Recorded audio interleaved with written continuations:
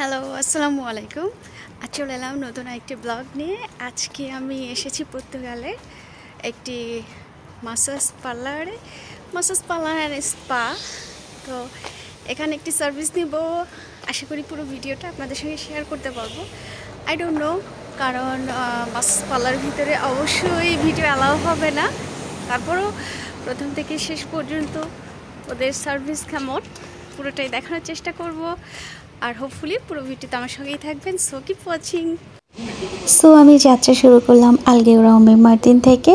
তো আমি স্টেশনে অপেক্ষা করছি ট্রেনের জন্য। ট্রেনটাও কিন্তু চলে এসেছে আর আমি এখন যাব সিন্ত্রা পোর্তেলাতে। তো আলগেউরাও মার্টিন থেকে সিন্ত্রা পোর্তেলা হচ্ছে মাত্র একটি স্টপেজ। তো আজকে কিন্তু স্যাটারডে আর পর্তুগালের হলিডে হচ্ছে স্যাটারডে অ্যান্ড সানডে। তো ট্রেন কিন্তু আজকে মোটামুটি কিছুটা ফাঁকা, বিকজ আজকে হলিডে।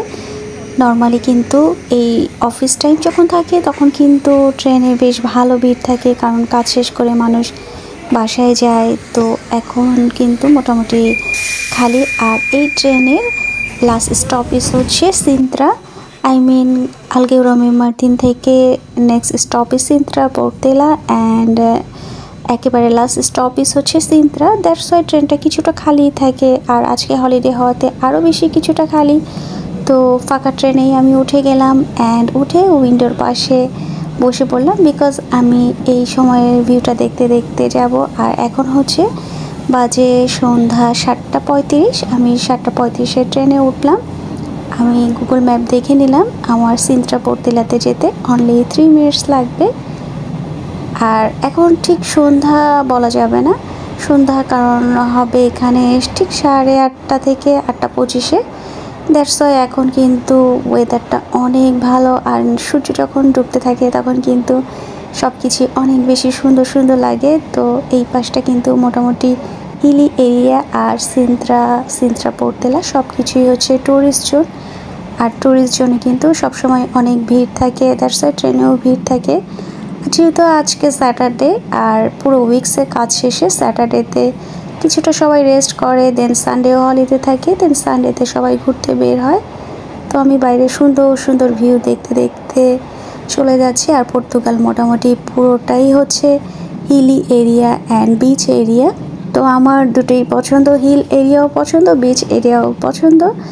তো আমি সুন্দর সুন্দর ভিউ দেখতে দেখতে চলে যাচ্ছি। আর যেহেতু সামারও চলে এসছে, দ্যাটস ওয়াই সব কিছুই সবুজ সবুজ অ্যান্ড অনেক ফুলও ফুটেছে। সব কিছু অনেক ভালো লাগছে, নানা রঙের ফুল দেখতে দেখতে যাচ্ছি। দূরে কিন্তু হিল বড় একটা দেখা যাচ্ছে। এখানের বাড়িগুলো খুব সুন্দর। আমার কাছে হিল অনেক ভালো লাগে অ্যান্ড বিচ তো আমার মনে হয় সবারই ভালো লাগে। সো খুব সুন্দর ফুল ফুটেছে। আমি মোটামুটি এই পাশে সুন্দর হিলি এরিয়াগুলো আমি দেখতে দেখতে এনজয় করতে করতে যাচ্ছি। অ্যান্ড আমার ট্রেনটা কিন্তু এখন কিছুটা স্লো হয়ে গেল অ্যান্ড থেমে গেল। ওই পাশে আরেকটি ট্রেন চলে যাচ্ছে ক্রস করে। তো স্টেশনে চলে এসেছি। তো আমার সামনে আরেকজন ছিল, উনি ওই স্টপেজে নামবে, উনি দরজাটা ওপেন করলে আমি ওনার পিছু পিছিয়ে নেমে গেলাম। এবার ট্রেনটা আমাদের রেখে সামনে স্টপেজে চলে যাবে অ্যান্ড আমি এখান থেকে বের হয়ে যাব।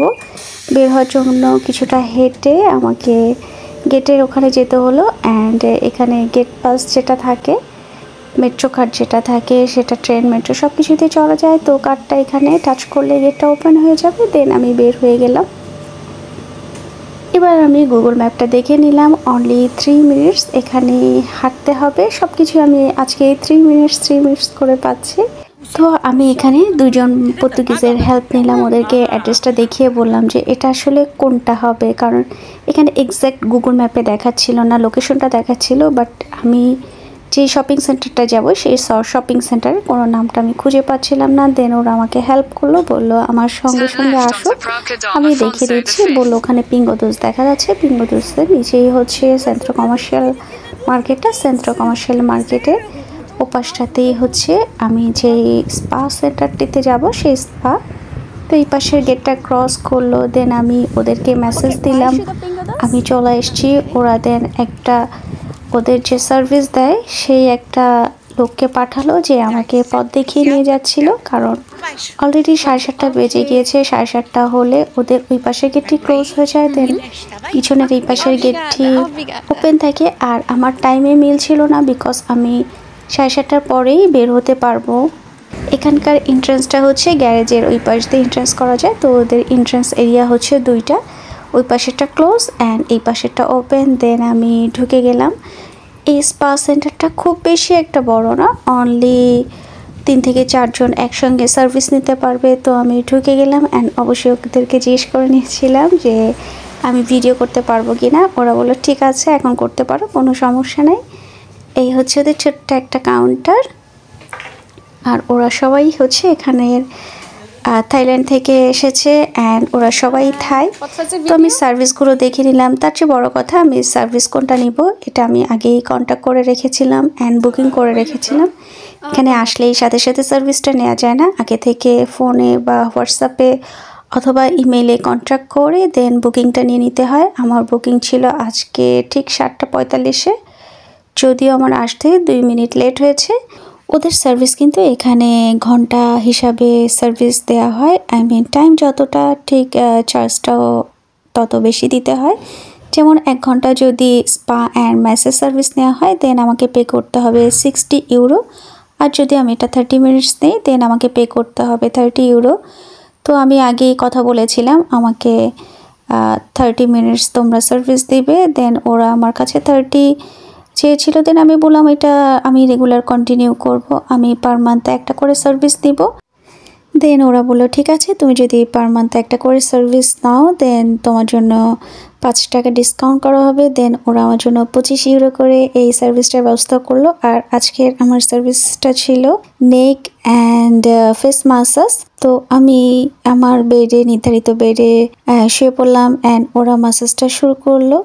তো মাসাজ করার মাঝখানে কিন্তু আমি ওদেরকে জিজ্ঞেস করে নিয়েছিলাম ডিটেলস। তো ওরা বললো ওরা সবাই থাইল্যান্ডের, তো ওদের সব মাসাজই হচ্ছে থাই স্টাইলে। তো ম্যাসাজ শেষে আমি টাকা পে করে বের হয়ে গেলাম। তবে আমরা বাংলাদেশে যেমন ম্যাসাজ করলে ম্যাসাজের সঙ্গে আমাদের ফেসিয়ালটা ফ্রি থাকতো, প্রথমে ম্যাসাজ করে দেন ফেসিয়ালটা করতাম। বাট আমি কিন্তু ওদেরকে বলেছিলাম আমি ফেসিয়াল মাসাজ চাই।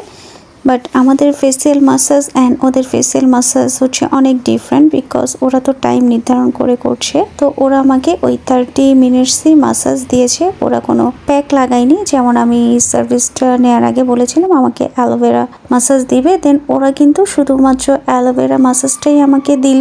এরপরে যে আমরা বাংলাদেশে যেমন মাসাজ শেষে আমাদের পার্লারগুলোতে একটি প্যাক লাগিয়ে দিত, তো ওইরকম কোনো ব্যবস্থা নাই, ওরা এখানে অনলি মাসাজই করবে। এখানে আমি একটা জিনিস খুঁজে পাইনি, সেটা হচ্ছে এইভাবে আমরা বাংলাদেশে যেরকম ফেসিয়াল করতাম ওইরকম ফেসিয়াল ঠিক মন মতো খুঁজে পাইনি। তারপরে ওদের ম্যাসেজ সিস্টেমটা ভালো লেগেছে অ্যান্ড সার্ভিসটা বেশ ভালো ছিল।